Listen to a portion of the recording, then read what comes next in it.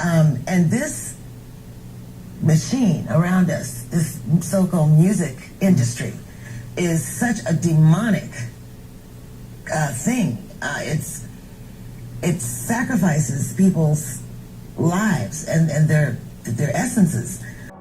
Peace, y'all. I want to come on here and talk about the movie Whitney that's coming out, the documentary film.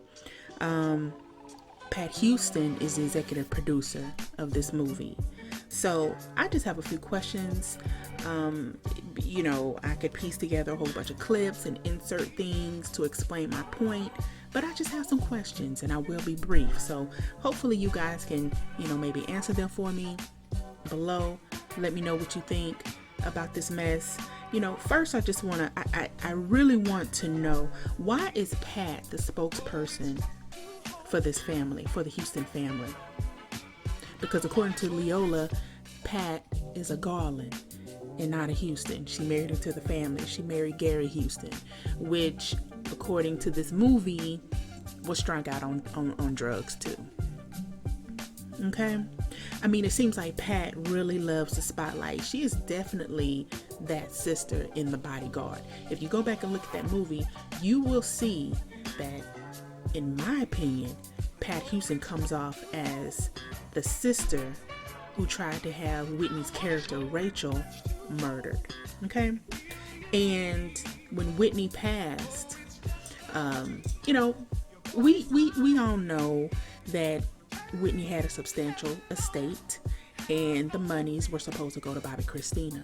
So once Bobby Christina was taken out, why is it so unclear now to the public of who took control over that estate?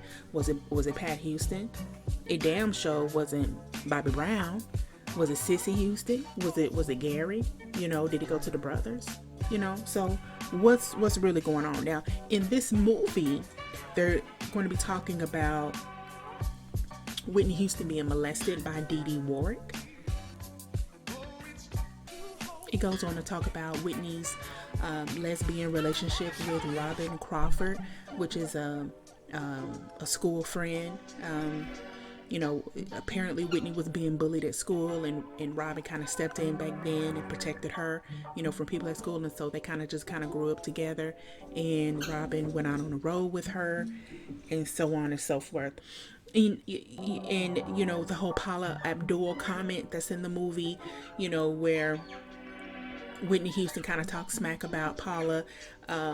In this movie, 90% of it is being narrated by Whitney Houston, because according to Pat Houston, Whitney Houston wanted to have a documentary. So she had started narrating a lot of things and concerts and different events that she went to.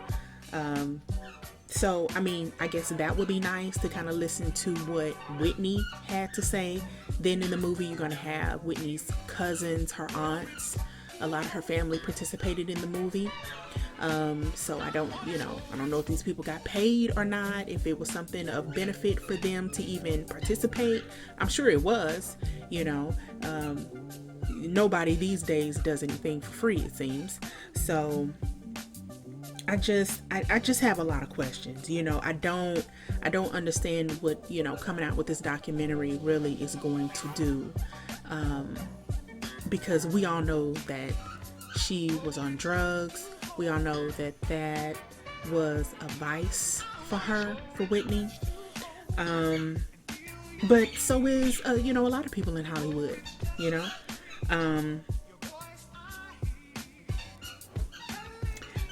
In the movie, it will detail how bad Whitney actually had it. A lot of people say, she was on drugs, she wasn't nothing but a crackhead. But you have to think about, okay, you had to walk a mile in somebody else's shoes. You don't know what this woman went through. So come to find out, of course, her brothers got her on drugs. They started her out at age 12. And then Whitney's dad, John, ended up suing her. And then Bobby Brown cheated on her whenever he felt like it, and he abused her emotionally, physically, in every other way he could. So Whitney had it bad. She had it bad. Hell, I probably have a vice too. Okay, and I'm sure most of you would probably have a vice as well if you went through all of that, and then of course things that we don't know. Okay, and for me, Whitney's death is really so suspicious. It's very suspicious in the sense of how did it happen so quickly? You know, and look, I know death happens fast. I get that. You know, but I've listened to interviews of Kim Burrell, Shaka Khan. Both of these women said in an interview that Whitney Houston tried to call them on the same day that she died, which was February 11th. So she tried to call them. No one answered. They missed their calls. You know, they missed Whitney's calls. And it's just sad. Kim Burrell even said that, you know, Whitney was hype. Whitney called her at 2:00, February 11th. She was hype. She was like, when you coming? You know, I'm already here. Yeah, you know, at the hotel. You know, where you at? And that was 2:00. But at the end of the day, Whitney was pronounced dead at 3:55 p.m. So what the hell happened in 2 hours or less than 2 hours? Shaka Khan said the same thing. Whitney called her excited, in good spirits, the day of February 11th, and everything was all cool. So what the hell happened? You know, not to even mention, of course, the body had bruises. Whitney was found in the bathtub, which, if you go back and watch my previous video, Leola Brown said that Whitney Houston never would take a bath in a hotel because she thought that they were dirty. So she never would do that. So why was Whitney in the bathtub? What happened? Because you trying to tell me all the crack Whitney did back in the early 2000s, around the time when Bobby Brown's sister Tina Brown, when she sold that bathroom picture to the National Enquirer, and the bathroom was all in disarray, crack pipes and everything else all in a way. You mean to tell me Whitney didn't die back then? Okay, in her own bathtub? She didn't drown in her own bathtub, but she drowned in a hotel bathtub. For real? Really? Okay. I mean, come on, people. Let's really wake up. Okay? All right. Now, of course, you know, no one knows for sure. But all of this is very suspicious. It's very crazy. Even Pat Houston said that, you know, when they got back to the hotel, people were screaming, and she was walking up to Whitney's room, and Pat Houston said she just walked slowly. She walked slowly to the room. Look, let me hear somebody screaming. I'm gonna turn into a track star on your ass. Okay? So it's just a lot of things a lot of questions that need answers, and we'll probably never know the answers to. But I feel like this Whitney Houston movie is just pure benefit monetarily, because at this point, let this woman rest. She couldn't rest in life, so maybe she can rest in death. And hell, now she can't even rest in death because everybody, mama's trying to make a coin off of her death. Okay? You know, as soon as Whitney Houston died back in 2012, an hour or two later, the record companies had increased the price of Whitney's albums. Okay? So that's how much Hollywood loves you. Okay? You're better off dead. They don't give a care. They don't care. They just don't. Okay? They see dollar signs. You know, and that's why I don't understand, you know, when people are trying to break into the music business and things like that. You can never give me the music business, ever. I don't want no parts of Hollywood. Keep that. And according to the autopsy report, Whitney Houston's body was pronounced dead at 3:55 p.m. on Saturday, and the coroner didn't take her body from the hotel until 1:50 a.m. on Sunday, February 12th. Okay? And at that same moment, people were still partying at the Clive Davis party, honey, like it was 1999. They could care less that an icon had died and her body was stiff and cold. They can care less. Okay? So, again, what's really going on? All right? So, I don't think I'm going to support this movie, you know, because I don't feel it's necessary. And I feel like there's so many unanswered questions that we just don't know. It's so much that we just don't understand. And I feel like Bobby Christina, she was taken out and somebody definitely wanted her gone. Just as if, you know, Leola said the same thing, you know. I mean, so I just want to know what you guys think. Are you going to go support the movie? You know, are you here for Pat Houston? Have you watched some of the interviews that she's done in the past couple of days? You know, what are your thoughts about this woman? You know, because just a couple of months ago, some of us heard Pat Houston going off on Whitney Houston and Bobby Christina and saying that, you know, Bobby Christina didn't have a stable life and Whitney was on drugs and she never wanted their life, and you know, so she was recorded saying those things. So now in the press today, she's all, oh, that was my sister.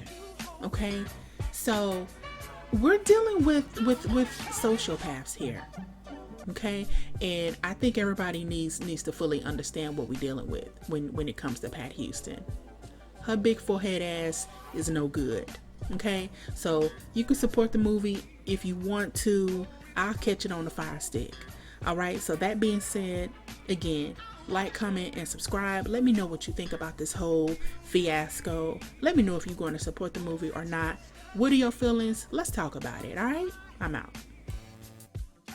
It's for you.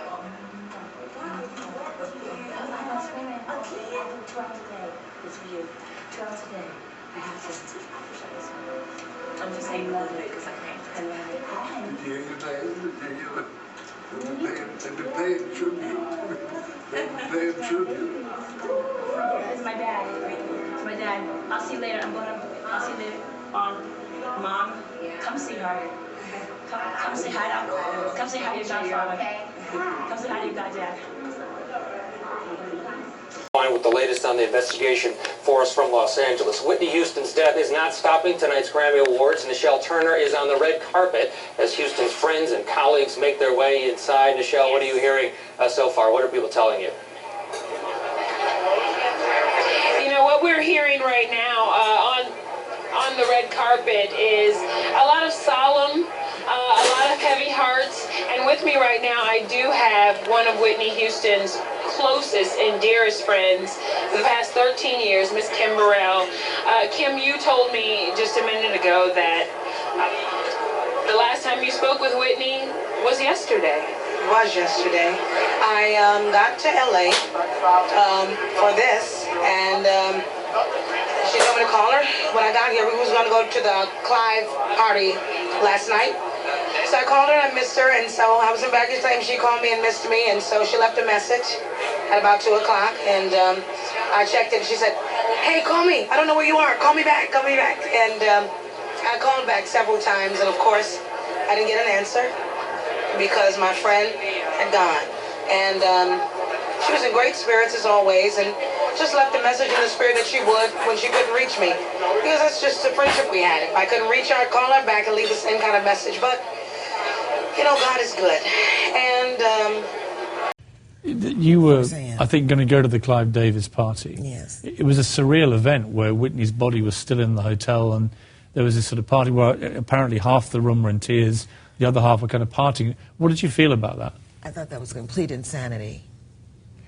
And knowing Whitney, I don't believe that she would have said, the show must go on. She was the kind of woman that would say, stop everything. I'm not going to be there. You know. I don't know what could motivate a person to have a party in a building where the person whose life he had influenced so enormously and whose life had been affected by her. So they were like,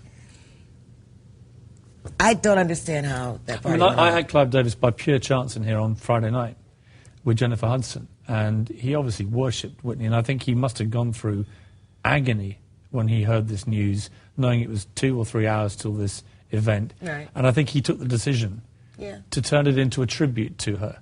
And I understand that. I mean, he obviously was wrestling with could have felt that. the right thing to do. That would have been right if it really was a true tribute, and and a true tribute, might have been a more honest tribute in my opinion, would have been maybe call everybody together, let's say a prayer, and let's eat dinner and go home.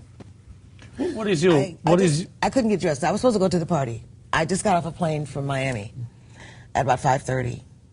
As soon as I hit the tarmac, I found out. I heard, and I couldn't put on makeup. I couldn't get dressed. I couldn't do anything. I was paralyzed. I couldn't do anything.